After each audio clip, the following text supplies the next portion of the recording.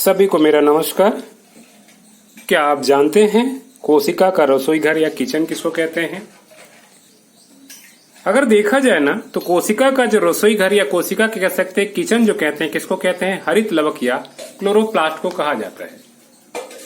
अब समझना होगा कि हरित लवक या क्लोरोप्लास्ट को रसोई घर या किचन क्यों कहते हैं। हमको मालूम है कि रसोई घर में ही क्या होता है, भोजन बनता है। वैसे ध्यान रखिएगा, ये जो हरित लवक या क्लोरोप्लास्ट जो है वास्तव में ये पौधों में क्या होता है, पाया जाता है। पौधों में क्या होता है, पाया जाता है। और हमको मालूम है ये मुख्य रूप से क्या होता है, पत्तियों में पाया जाता है।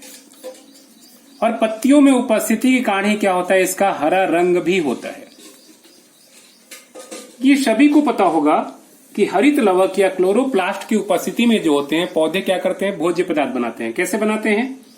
तो आपको ये रिएक्शन पता होगा 6Cl2CO2 प्लस 12H2O।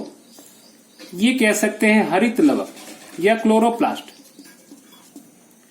और ये दूसरा कंडीशन होता है कैसा, सूर्य प्रकाश। वास्तव में क्या होता है ना, ये हरित लवक या क्लोरोप्लास्ट ही सूर्य प्रकाश को अवशोषित करता है। कौन करता है हम आगे बात करेंगे। तो मुख्य रूप से यहाँ भोज्य पदार्थ के रूप में ग्लूकोज बनता है। इसके अलावा अगर देखा जाए ना तो यहाँ प्राणदायिनी ऑक्सीजन भी, ये भोज्य पदार्थ क्या है, शर्करा है या ग्लूकोज है। ये हरित लवक या क्लोरोप्लास्ट की उपस्थिति में ही होता है। तो पौधे का भोजन कह सकते हैं पत्तियों में मुख्य रूप से बनता है और हरित लवक के द्वारा ही बनता है। इसीलिए कहते हैं क्या, कोशिका का रसोई घर, क्योंकि यहाँ भोज्य पदार्थ का निर्माण होता है। इसके अलावा हमने क्या कहा कि जीवनदायिनी या प्राणदायिनी जो होता है ऑक्सीजन की उत्पत्ति में भी कह सकते हैं इस हरित लवक का मुख्य रूप से योगदान होता है। अगर देखा जाए ना तो प्रत्येक कोशिका में लगभग जो हरी कोशिकाएं होंगी जिनमें कह सकते हैं हरित लवक पाया जाता है, उन कोशिकाओं में क्या होता है ना, प्रत्येक कोशिका में, अगर एक कोशिका की बात करें तो प्रत्येक कोशिका में कितना, लगभग 20 से लेकर 40 क्लोरोप्लास्ट पाए जाते हैं।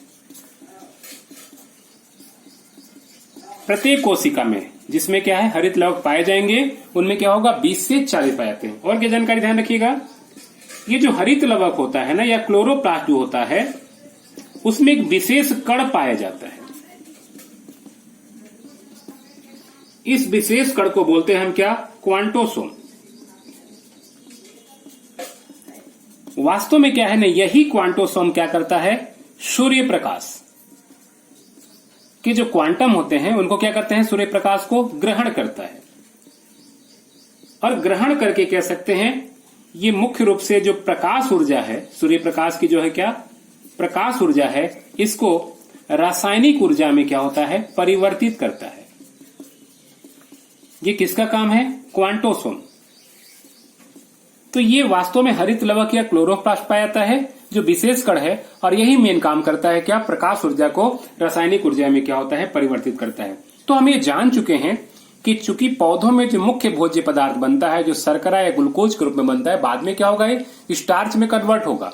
ये बनाने में सबसे महत्वपूर्ण योगदान किसका होता है, हरित लवक या क्लोरोप्लास्ट का होता है। चूंकि यहाँ भोजन का निर्माण होता है इसीलिए कहा गया क्या, इसको कोशिका का रसोई घर या कह सकते हैं कोशिका का किचन कहते हैं। चलिए अगले टॉपिक को चलते हैं। क्या आप जानते हैं प्रोटीन फैक्ट्री किसे कहते हैं, या कोशिका का प्रोटीन फैक्ट्री किसे कहेंगे, शरीर का भी कह सकते हैं प्रोटीन फैक्ट्री किसको कहते हैं? वास्तव में देखा जाए ना, प्रोटीन फैक्ट्री मतलब क्या होगा, प्रोटीन का निर्माण होगा।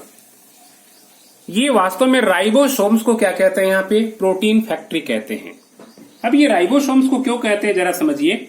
तो वास्तव में क्या है ना, ये जो राइबोसोम होता है वो प्रोटीन निर्माण में क्या होता है, योगदान लेता है। यहाँ पे क्या होता है, प्रोटीन का निर्माण होता है, किसमें, राइबोसोम्स में। यानी जो भी कोशिकाएं होंगी जहां प्रोटीन बनता है वो मुख्य रूप से क्या है, तो राइबोसोम्स का ही काम होता है। साथ ही क्या होता है ना, ध्यान रखिएगा, ये प्रोटीन जो होती है, जो बनता है, इसका मुख्य काम क्या होता है, तो ये कोशिका का निर्माण करने में ही होता है। यह कह सकते हैं कोशिका को संश्लेषण करने में क्या होता है, प्रोटीन का योगदान होता है। याद रखिएगा, अगर प्रोटीन का हमारे शरीर में कमी हो जाए ना तो कह सकते हैं हमारे शरीर कह सकते हैं ग्रोथ बिल्कुल रुक जाता है। एक कोशिकाएं से 2 कोशिकाएं बनती है, 3 कोशिकाएं, तो मुख्य पदार्थ क्या है, प्रोटीन ही है जो वो कोशिकाओं को लगातार क्या होता है, बनाता चला जाता है। प्रोटीन के अभाव में कोशिकाओं का निर्माण नहीं होता है।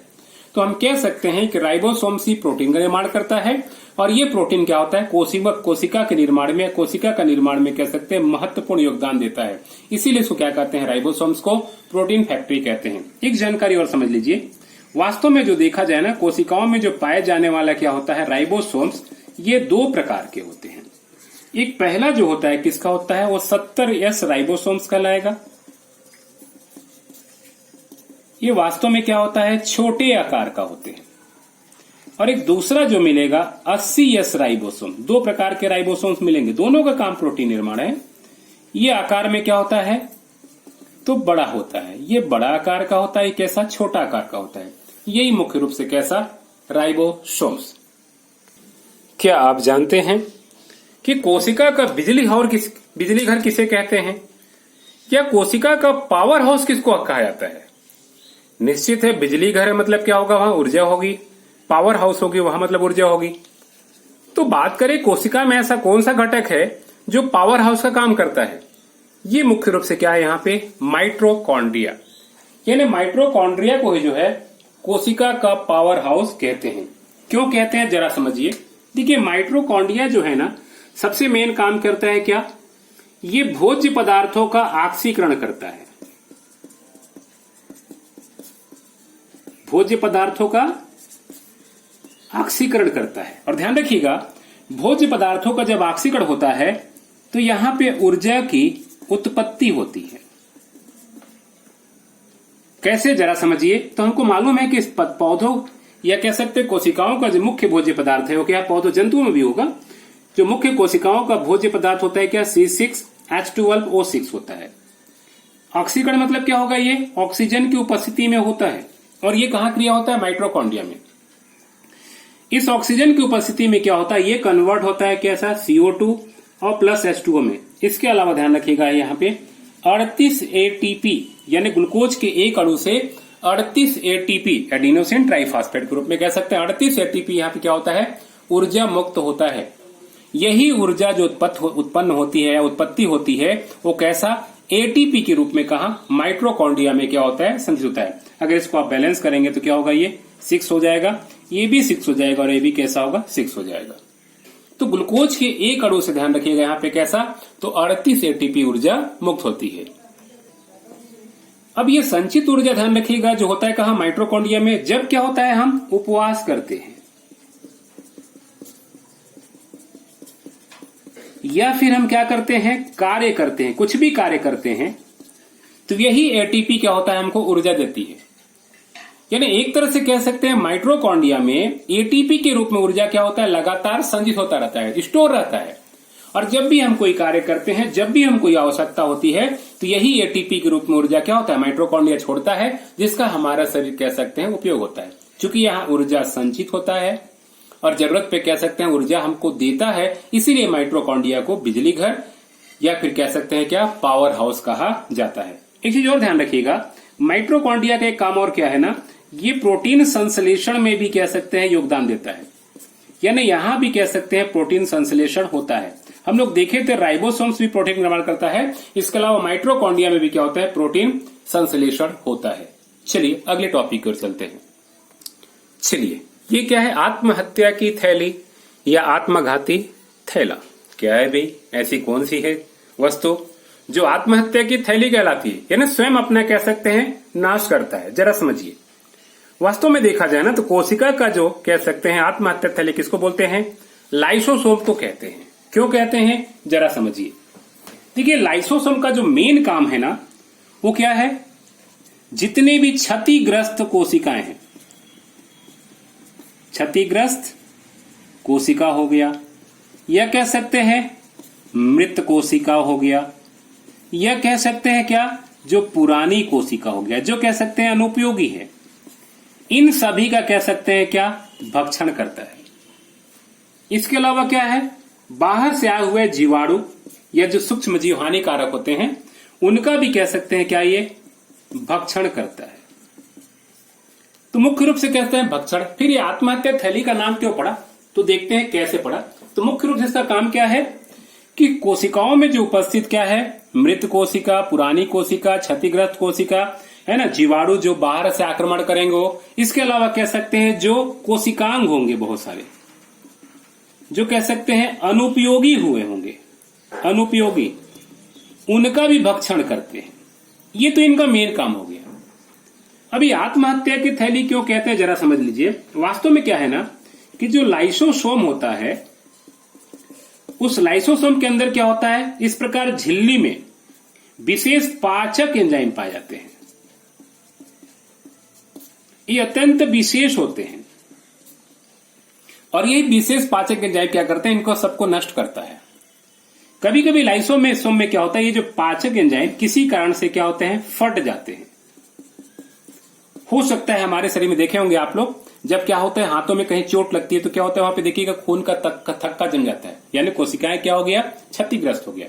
तो वैसे लाइसोसोम में उपस्थित क्या होता है, जब ये विशेष ग्रंथियां जैसा जो कह सकते हैं झिल्ली से जो घिरा हुआ है पाचक एंजाइम, जब फट जाता है ना, तो फटने के बाद क्या करता है, इन सारों का तो भक्षण करेगा ही करेगा।